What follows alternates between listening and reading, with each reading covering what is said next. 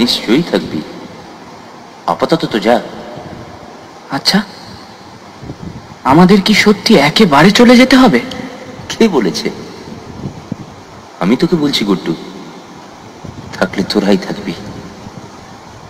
সামনে আবার একটা অসম্ভব দিন আসছে, যখন সবাই এই সমস্ত দাঁদুরেপনা একেবারে থামিয়ে দেবে।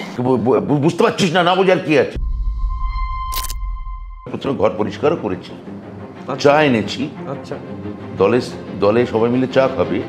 আমি গিয়ে উল্টো দিকে চায়ের দোকানে অর্ডার করলাম, দাঁড়িয়ে থাকলাম, চা বানালো, হাতে করে চা নিয়ে এলাম।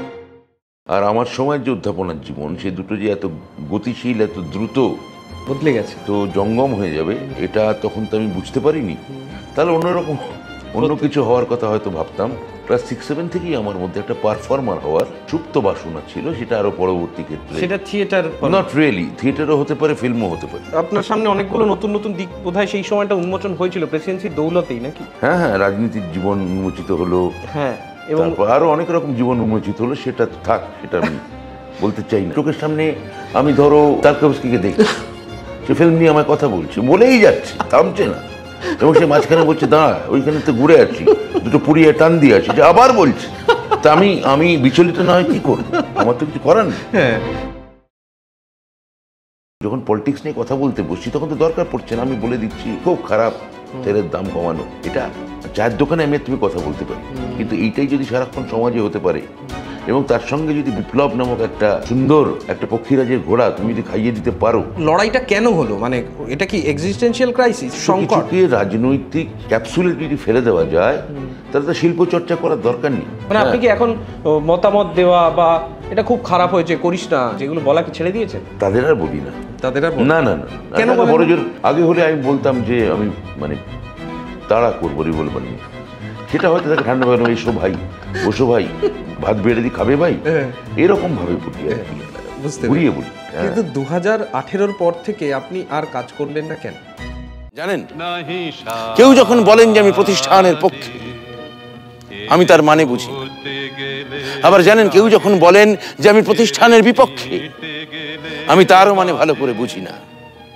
পক্ষে বা বিপক্ষে এই শব্দ দুটোকে মনে হয়, মানে আমার অন্তত মনে হয় এক ধরনের ধাপ্পাবাজি। আপনাকে কি সবাই খুব ভয় পেত দলে?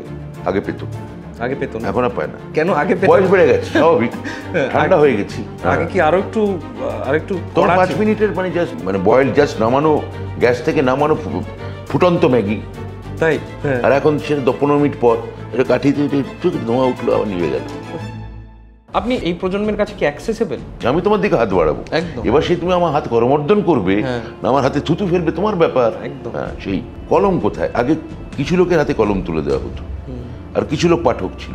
তোমার কাছে ফেসবুক মানে আছে হচ্ছে তোমাদের সবার কাছে কলম আছে, সবাই লিখতে পারে, তুমি রিল বানিয়ে ফেলছো, তা সবাই অভিনয় করতে পারে, তা দর্শকের তো দরকার হচ্ছে না। কোনো একটা সময় গিয়ে কি আপনি এটাকে না বলে দেবেন কোনোদিন?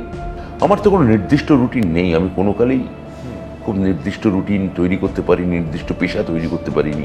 আপনার কাছে কিভাবে মৃত্যুর চেতনা এসে ধরা দেয়? যে পরিমাণ মানে শারীরিক নিগ্রহ নিজেকে করতে হয়েছে, ভয় হয় যে অনেক মানে বিছানায় শুয়ে কাটাতে হলো হয়তো অনেকটা দিন, সেটা তো ভয় লাগে, খুবই ভয় লাগে।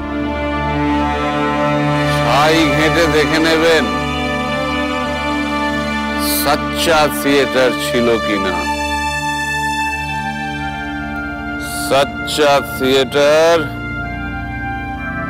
ছিল কিনা দেখে নেবেন, কিন্তু দেখে নেবেন।